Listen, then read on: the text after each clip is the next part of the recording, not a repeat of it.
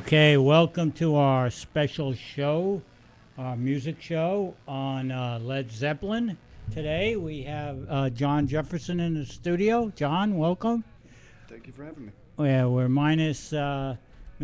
Amoruso today, but he'll probably be joining us next year. And we're going to talk about Led Zeppelin. Zeppelin, probably one of the most popular groups ever assembled. Sold over 110 million albums in the U.S. alone, probably around 300 million worldwide. And John, let's start a little bit about where they all came from, the history.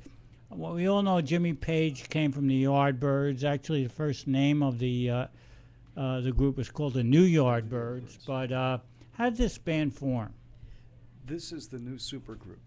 Right. This is Cream if Cream was going to work. Right. You got Robert Plant and John Bonham that played in the Band of Joy and the Hopstweedle and a few other local bands in Birmingham where they were from. Add to that Jimmy Page with his session experience on top of the Yardbird stuff for many years. And add to that John Paul Jones, who had played with Jimmy Page on very many session pieces as well. These guys were the top of the top. They weren't as well known as, Clapton and Bruce. Those are the guys because those guys are just a little bit older. Right. Now they're 1 or 2 years older, and they've been around a little bit more, and they've had a little bit more success. So these guys with the New Yardbirds are Jimmy Page's baby. They are the fragile creation that is going to blossom into this mighty oak tree. And so he got the group together. Actually, Robert Plant, what I read, wasn't his first choice. He wanted to get somebody else. Jimmy Page wanted Terry Reid, right? But he couldn't get him. Terry turned him down. Right. He had other commitments. Ironically, so did Robert Plant. Right. He had a tiny, baby step of a career before Zeppelin. He had a contract with CBS Records, and he put out a handful of what people call obscure songs. And if you listen to them, YouTube has some of them. They sound very weird compared to Zeppelin. The backing tracks don't suit Robert Plant at all. So it's no wonder that Plant saw no future in this. He knew he wasn't being sold the proper way. His voice, what a voice. It's not being... Well, yeah, I mean, it's really, the Tom Jones of rock, I would say. Power voice. He really... He's definitely got the Tom Jones swagger on stage. He definitely does, and Atomic Tonsils #2, he really gets your attention. Not the most mellow voice or the melodious voice, but is a power voice that, kind of rips right through you, and... Many different critics have labeled Robert Plant as the quintessential rock voice, and even the greatest heavy metal singer.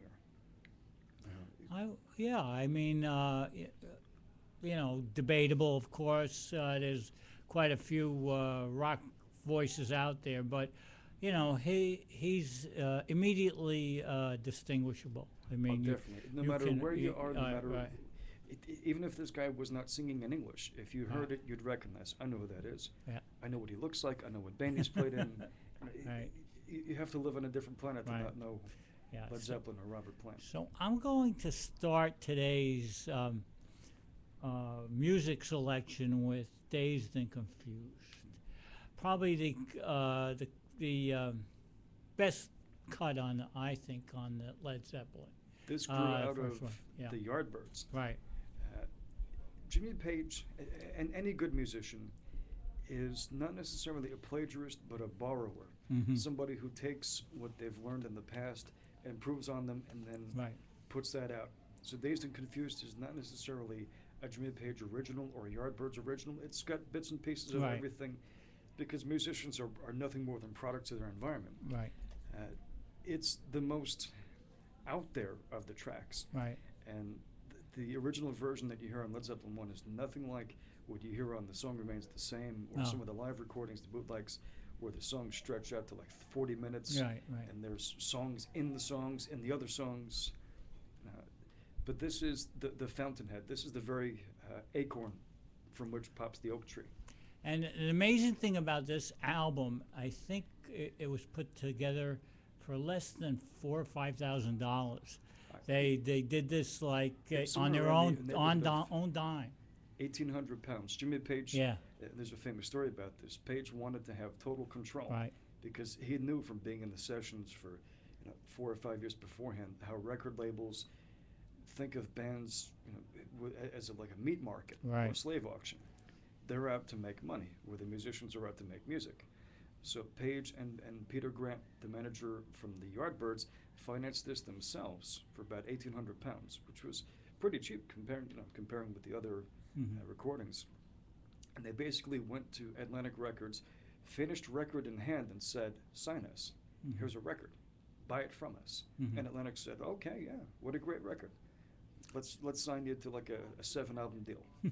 So they actually did this before they had any record label, any company or corporation behind them. Yeah. Ahmet Ertegun, the president of Atlantic, loves these guys. So much so that until very recently with the new Band of Joy with Robert Plant, everything they've ever done is on Atlantic Records. The Jimmy Page solo stuff, the Robert Plant, like 9 solo albums, all on Atlantic.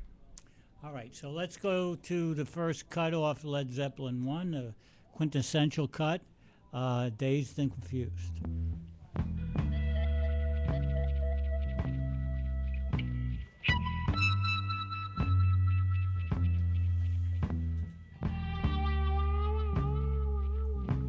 Been dazed and confused for so long, it's not true. Wanted a woman, never bargained for you. Lots of people talking, few of them know. Soul of a woman was created below.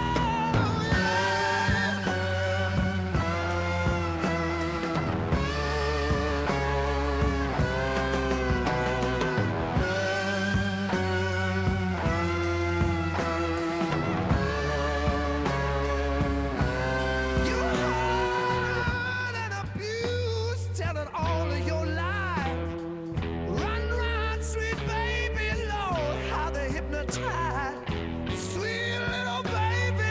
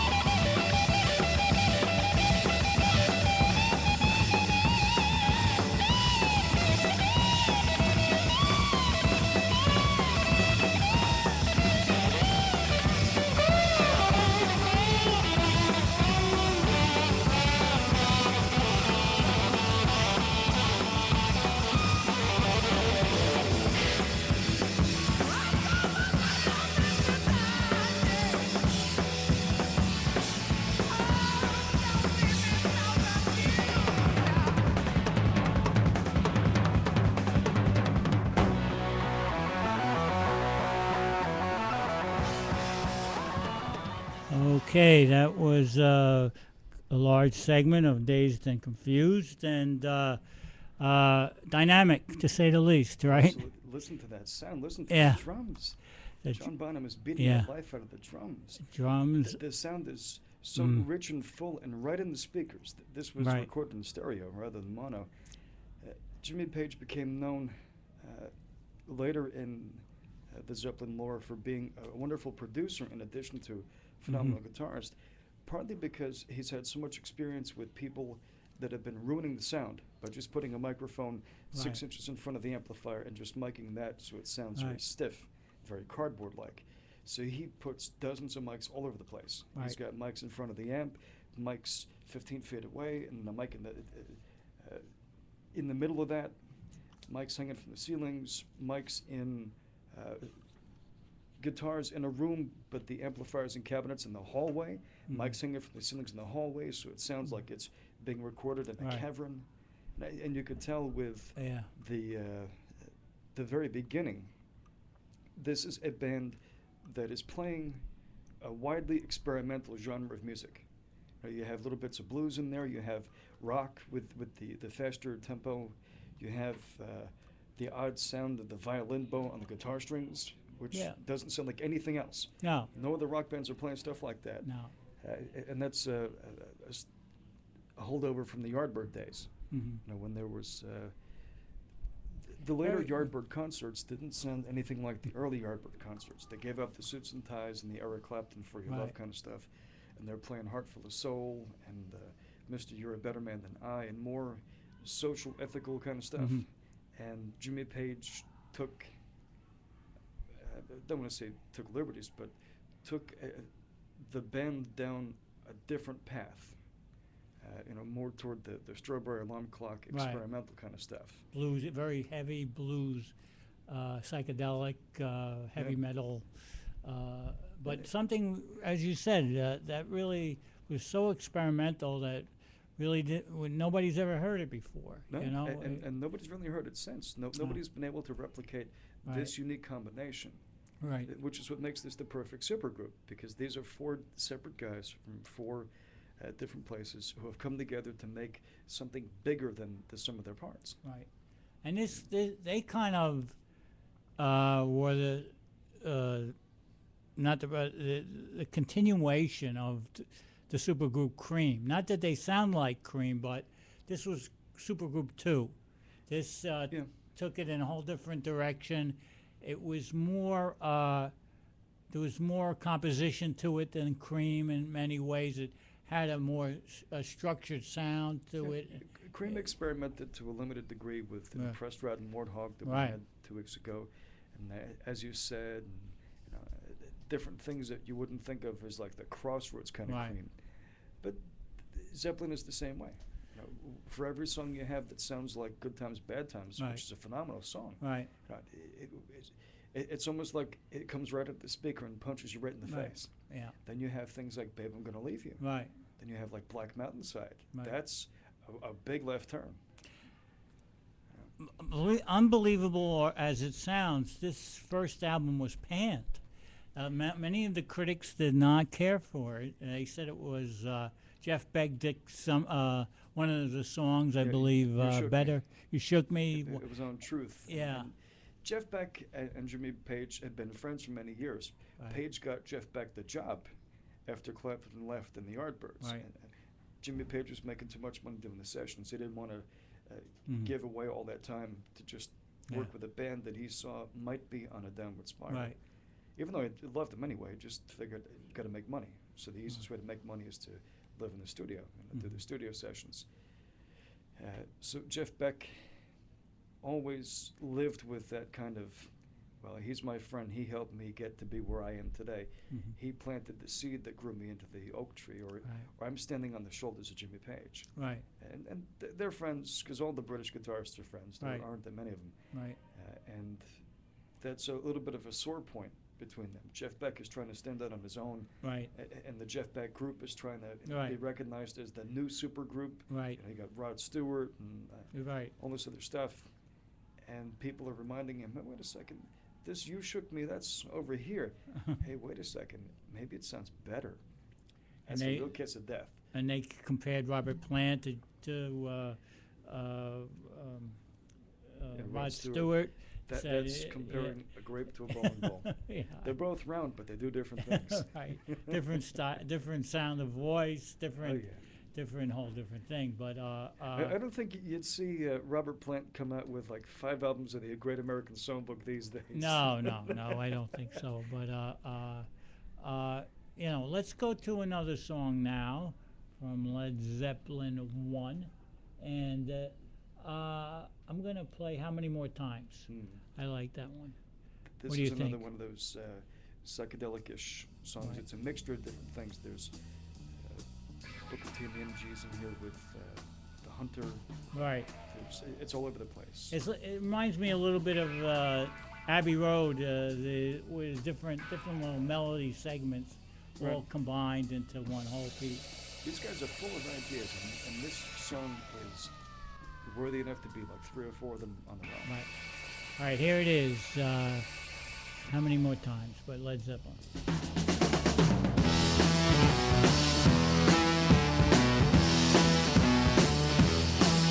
How many more times treat me the way you wanna do?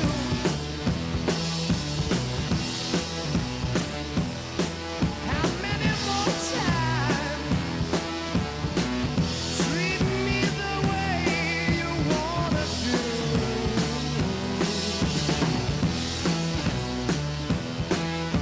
When I give you all my love, please, please be true.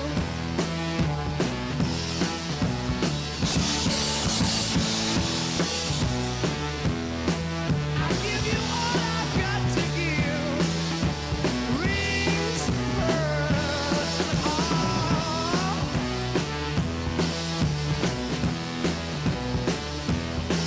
I give you all I've got to give. Rings, pearls, and all. I got to get you together, baby. I'm sure you're gonna call.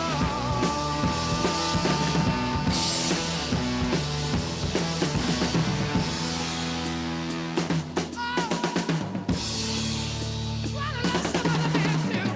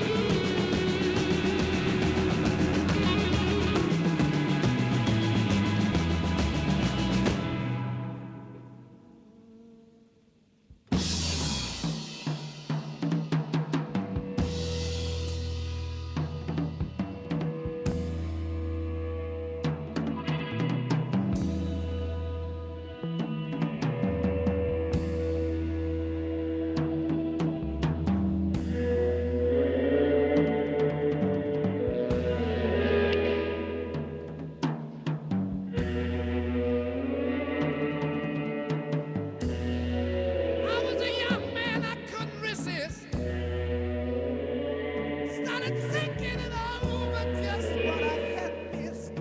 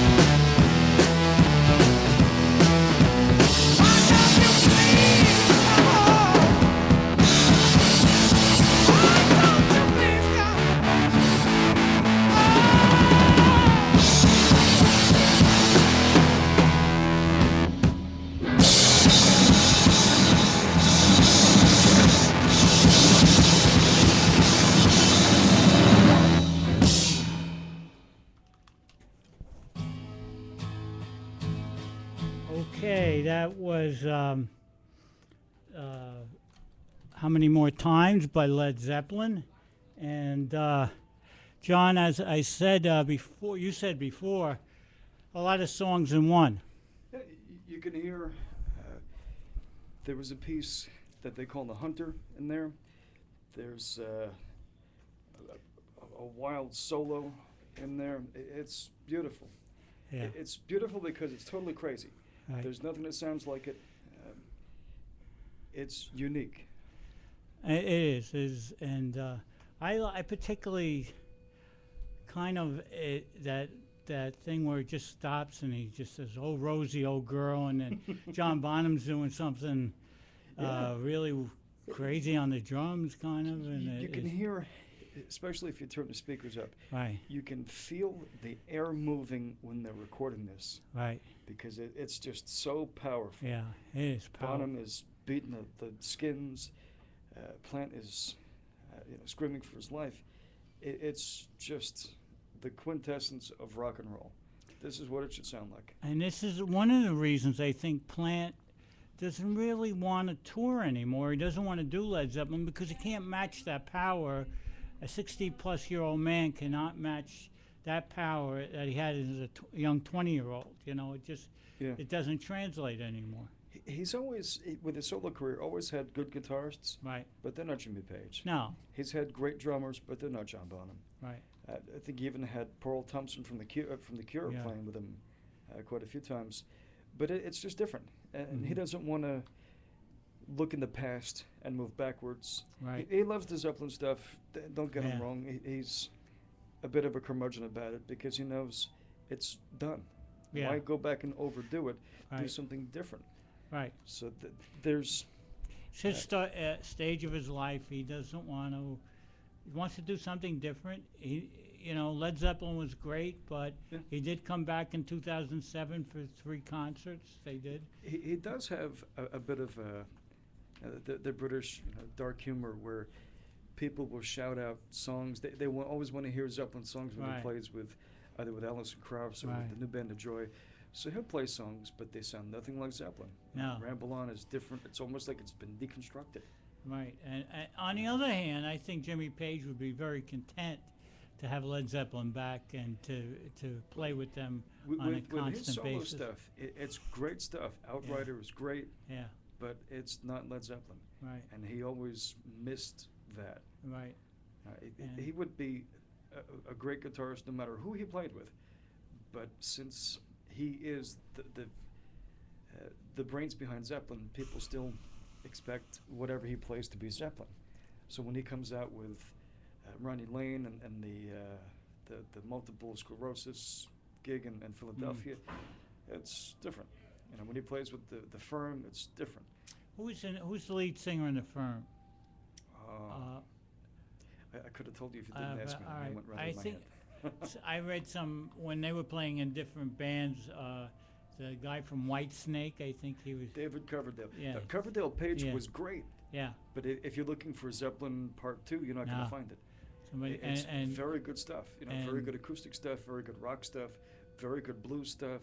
I mean, Mhm. you could play those songs and put them against Whitesnake, Mhm. and any Whitesnake fan would probably say, this album is better than Yeah. Still of the Night and Is This Love and those other songs. somebody Paul, I forget what his name. He played with Paul Rogers. Paul Rogers, right? Paul Rogers. And he played with Bad Company. Bad Company. Yeah, Bad Company was on Atlantic because Zeppelin got them recommended. Mm-hmm. Yeah. And Zeppelin was good like that. They had, since they were on tour frequently and they toured the Yeah. world many times over, they met lots of new musicians, lots of Right. new bands, and introduced them to other people. But and got whoever them- they played with, it wasn't. If Page played with a singer, it wasn't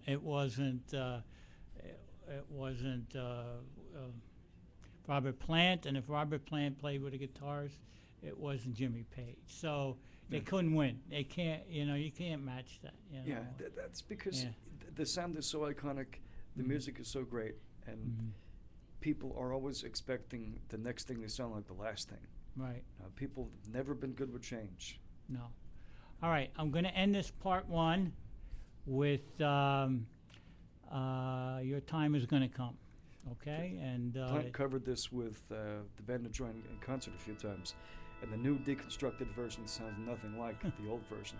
If you listen closely, you can hear that the 12-string is out of tune.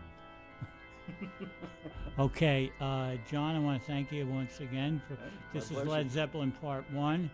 And there may be Part 2, 3, 4, 5, I don't know. There's a lot of albums. We only got through the first one. So we'll be coming back with other parts. So here it is. Your Time Is Gonna Come.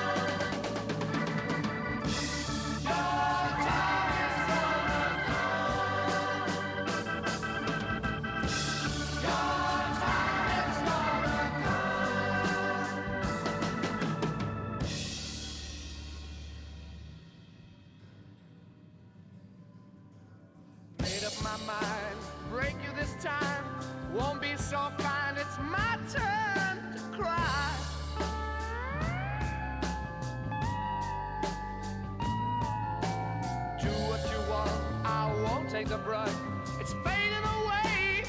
Can't feel you anymore.